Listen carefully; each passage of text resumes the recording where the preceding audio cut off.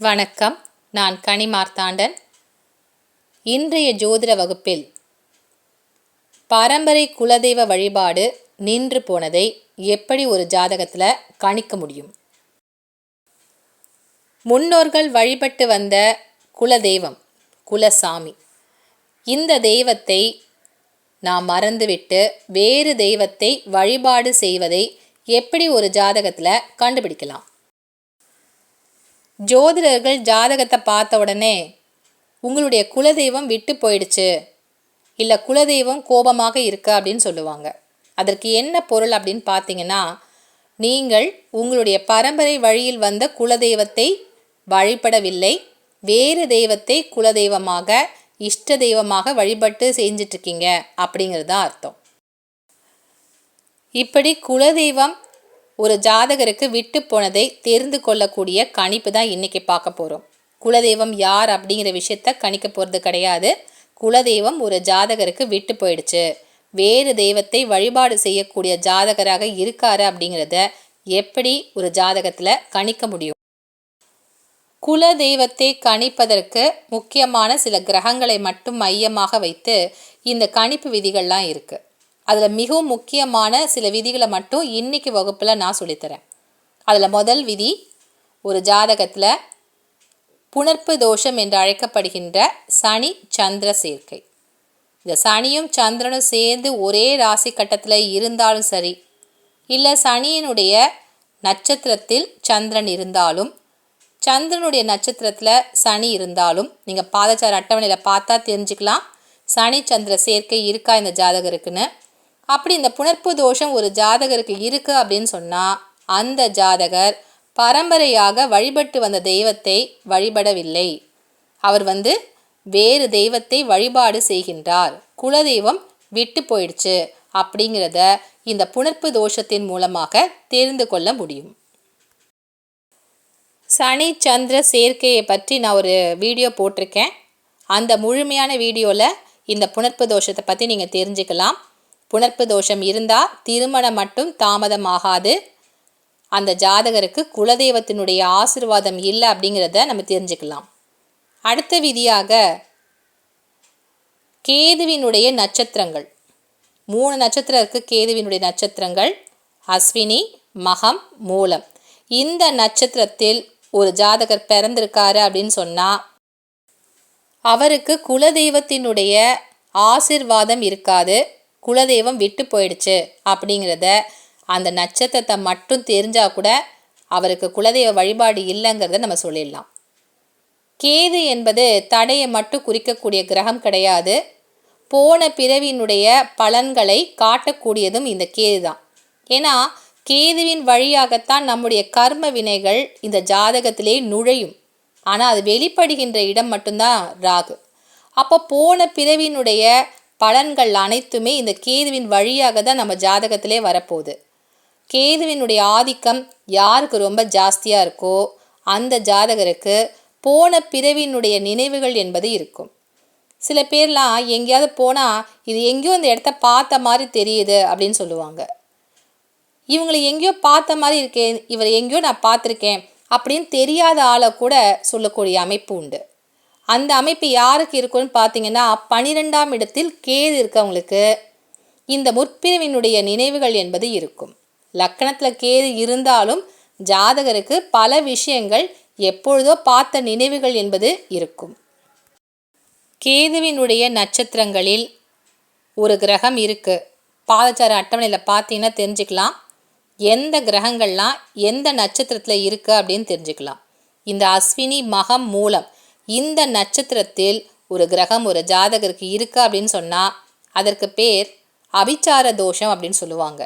அதனுடைய அர்த்தம் என்னன்னு பார்த்தீங்கன்னா, செய்வினை தோஷத்தை காட்டக்கூடியது, அதான் செய்வினை தோஷம் அப்படின்னு சொல்லுவாங்க. அப்போ யாருக்கு செய்வினை இந்த மாதிரி எதிர்மறையான பிரச்சனைகளை செய்யக்கூடிய வாய்ப்பு என்பது இருக்கும் அப்படின்னு பார்த்தீங்கன்னா, குலதெய்வத்தினுடைய அருளாசி இல்லாதவர்களுக்கு தான் இந்த பிரச்சனைகள் என்பது தோன்றும். எல்லாருக்குமே எதிர்மறையான பிரச்சனைகள் யாராவது செய்வாங்க, இல்லை ஏதாவது ஒரு கண்திஷ்டி தீவினையான எண்ணங்கள் உடைய பாதிப்புகள் ஏற்படலாம். ஆனால் அது எல்லாரையுமே தாக்காது. யாருக்கு இந்த அஸ்வினி மகம் மூலத்தில் பிறந்திருக்காங்களோ இல்லை இந்த நட்சத்திரங்களில் ஒரு கிரகம் இருக்கா அப்படின்னு சொன்னால் அவங்களுக்கு தான் இந்த பிரச்சனைகள் அதிக அளவில் பாதிக்கும். கேதுவினுடைய நட்சத்திரங்களான அஸ்வினி, மகம், மூலம் இந்த 3 நட்சத்திரத்தில் ஒரு குடும்பத்தில் ஒருத்தர் இருந்தாலும் அவங்களுக்கு இந்த பரம்பரை தெய்வம் என்பது விட்டு போயிடுச்சு அப்படிங்கிறத தெரிஞ்சுக்க முடியும். இந்த 3 நட்சத்திரங்களில் பிறந்தவர்களுக்கு மட்டும்தான் இந்த குலதெய்வம் விட்டு போனதை நம்ம தெரிஞ்சுக்க முடியுமான்னு கேட்டிங்கன்னா அதிலும் ஒரு சூட்சமமான விஷயங்கள் இருக்குது. நட்சத்திரம் அப்படிங்கிறது ராசியை அடிப்படையாக கொண்டது.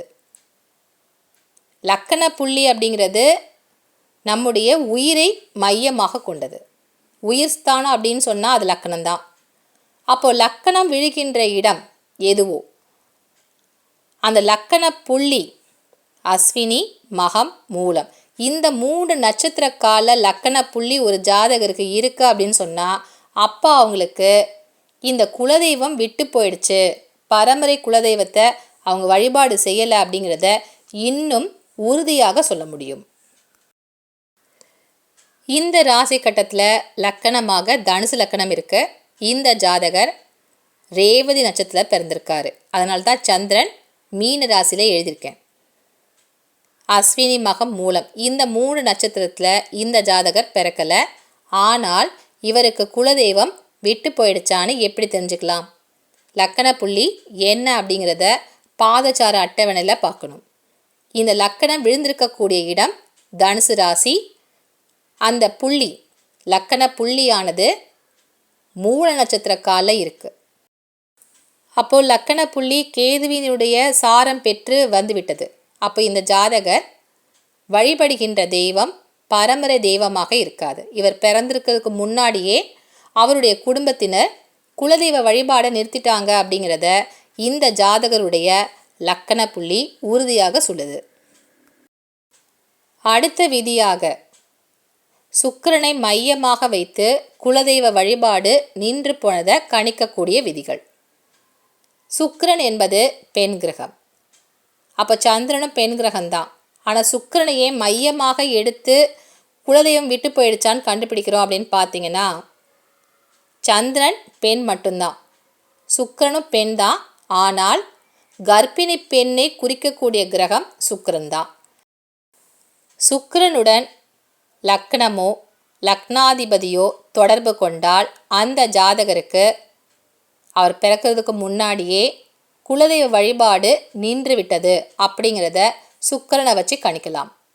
சுக்கிரனுக்கு ஒரே ஒரு பார்வை தான் இருக்குது. 7வது பார்வையாக மட்டும்தான் ஒரு கிரகத்தை பார்க்க முடியும். லக்கணத்தையும் லக்னாதிபதியும் சுக்கிரன் எப்படியெல்லாம் தொடர்பு கொள்ள முடியும் அப்படின்னு பார்த்தீங்கன்னா லக்கணத்தில் சுக்கிரன் இருந்தால் 7ஆம் இடமான களத்திரஸ்தானத்தை பார்க்க முடியும். அதே மாதிரி 7ஆம் இடத்துல சுக்கிரன் இருந்தாலும் லக்கணத்தை பார்க்கக்கூடிய அமைப்பு உண்டு சுக்கிரனுக்கு. லக்னாதிபதியுடன் சுக்கிரன் சேர்ந்து ஒரு ஜாதகத்தில் இருந்தாலும் அந்த பரம்பரை குலதெய்வம் என்பது விட்டு போயிடுச்சு அப்படிங்கிறத சுக்கிரனை மையமாக வைத்து விதிகளை வச்சு பார்க்கலாம். அடுத்த விதி லக்னாதிபதி அப்படி இல்லைன்னா 7ஆம் இடத்து அதிபதி. லக்னாதிபதி ஒரு ஜாதகத்தில் லக்கணத்துக்கு 7ஆம் இடத்துல இருக்கிறது அந்த ஜாதகருக்கு குலதெய்வத்தினுடைய ஆசிர்வாதம் இல்லை அப்படிங்கிறத தெரிஞ்சுக்க முடியும். ஏன்னா லக்னாதிபதி 7ஆம் இடத்துல இருக்காரு அப்படின்னு சொன்னால் அந்த இடத்துலேருந்து தன்னுடைய வீடான லக்கணத்தை பார்க்க முடியும். அது எந்த கிரகம் இருந்தாலும் பார்க்க முடியும். இப்போது உதாரணத்துக்கு நான் விருச்சிக லக்கணத்தை எடுத்திருக்கேன். விருச்சிக லக்கணத்தினுடைய அதிபதி செவ்வாய். செவ்வாய் நிற்கக்கூடிய வீடு ரிஷப ராசியில் இருக்கார். ரிஷபத்தில் இருக்கக்கூடிய செவ்வாய் தன்னுடைய வீடான விருச்சிகத்தை 7வது பார்வையாக பார்ப்பார். செவ்வாய்க்கு விசேஷமான பார்வைகள் உண்டு, 4, 8. ஆனால் எல்லா கிரகங்களுக்குமே 7வது பார்வை என்பது உண்டு. அந்த அடிப்படையில் எந்த கிரகமாக இருந்தாலும் லக்னத்திற்கு அதிபதியான லக்னாதிபதி தன்னுடைய 7வது வீட்டில் வந்து அமர்ந்து விட்டால் அந்த வீட்டிலேருந்து லக்கணத்தை பார்க்க முடியும். இந்த அமைப்பு யாருக்கெல்லாம் இருக்கோ அவர்கள் வழிபடுகின்ற தெய்வம் குலதெய்வமாக இருக்காது. இந்த ஜாதகர் பிறப்பதற்கு முன்பே குலதெய்வம் அவர்களை விட்டு போயிடுச்சு. குலதெய்வத்தினுடைய ஆசிர்வாதம் இந்த ஜாதகருக்கு கிடைக்கல அப்படிங்கிறதையும் நம்ம தெரிஞ்சுக்கலாம். அடுத்த உதாரணம், இப்போ நான் எடுத்திருக்கிறது கன்னி லக்கணம். அப்போ இந்த கன்னி லக்கணத்திற்கு 7வது வீடு மீன ராசி, இதற்குரிய அதிபதி குரு. இந்த களத்திரக்காரனான குரு இந்த ஜாதகருக்கு லக்கணத்திலே வந்து அமர்ந்திருக்காரு அப்படின்னு சொன்னால், குரு தான் நிற்கக்கூடிய இடத்துலேருந்து 7வது வீட்டை பார்க்க முடியும். அப்படி தன்னுடைய வீட்டை இந்த குரு பார்க்கறதுனால இந்த ஜாதகருக்கு குலதெய்வத்தினுடைய ஆசி இல்லைங்கிறத தெரிஞ்சுக்கலாம்.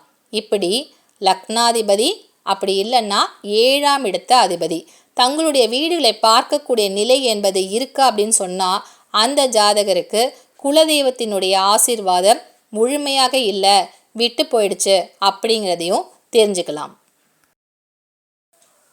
அடுத்த விதியாக ஸ்தான அடிப்படையில் எப்படி குலதெய்வத்தினுடைய வழிபாடு நின்று போயிடுச்சு, நம்முடைய குலத்தில் இருக்கவங்க வழிபாடு செய்யலைங்கிறத தெரிஞ்சுக்கலாம் அப்படிங்கிறதுக்கான விதி. 5ஆம் இடம் என்பது பூர்வ புண்ணிய ஸ்தானம், 9ஆம் இடம் என்பது பாக்கியஸ்தானம். இந்த 5ஆம் அதிபதியுடன் 8ஆம் அதிபதி இருக்குது அப்படின்னு சொன்னால், ஒரு ஜாதகருக்கு எந்த ராசி கட்டத்தில் இருந்தாலும் சரி 5ஆம் இடத்த அதிபதியும் 8ஆம் இடத்த அதிபதியும் சேர்ந்துருக்கு அப்படின்னு சொன்னால், குலதெய்வத்தினுடைய கோபம் அந்த ஜாதகருக்கு இருக்கா அப்படிங்கிறத தெரிஞ்சுக்கலாம். அப்போ கோபம் எப்போ குலதெய்வத்துக்கு வரும்? தன்னை வழிபாடு செய்யாத தன்னுடைய குலத்தில் பிறந்தவர்கள் மீது கோபம் என்பது வழிபாடு செய்யாமல் இருந்தால் தான் வரும். அப்போது 5ஆம் இடத்த அதிபதியுடன் 8ஆம் இடத்த அதிபதி சேர்ந்திருந்தால் அந்த ஜாதகருக்கு குலதெய்வத்தினுடைய கோபம் இருக்குது அப்படிங்கிறத தெரிஞ்சுக்க முடியும்.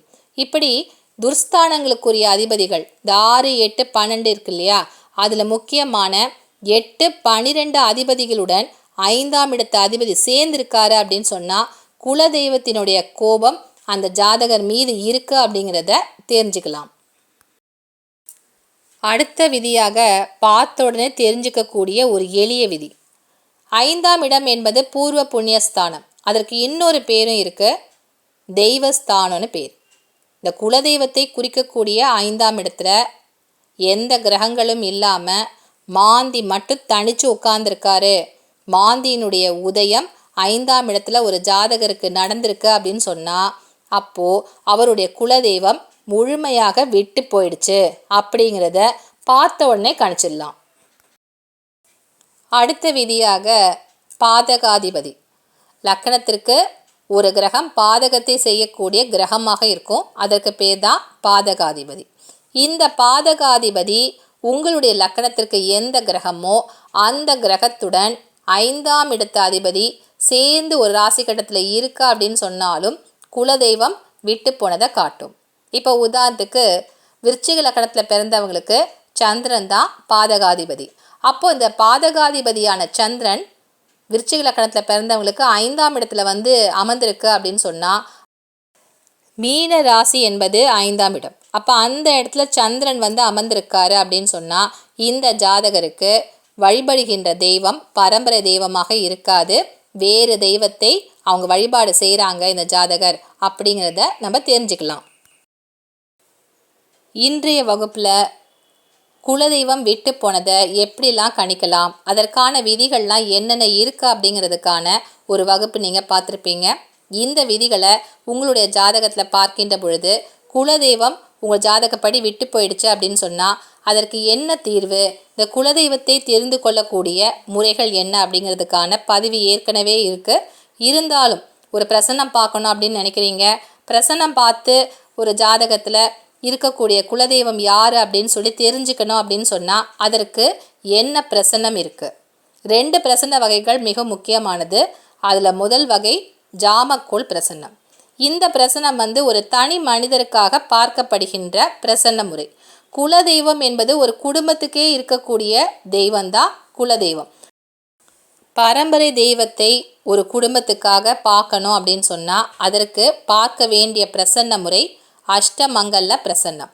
இந்த பிரசன்ன முறையின் மூலமாக மட்டும்தான் பிரசன்னத்தில் குலதெய்வம் யார் அப்படிங்கிறத தெரிஞ்சுக்க முடியும். இந்த பிரசன்ன முறைகள் மிகவும் விசேஷமானது.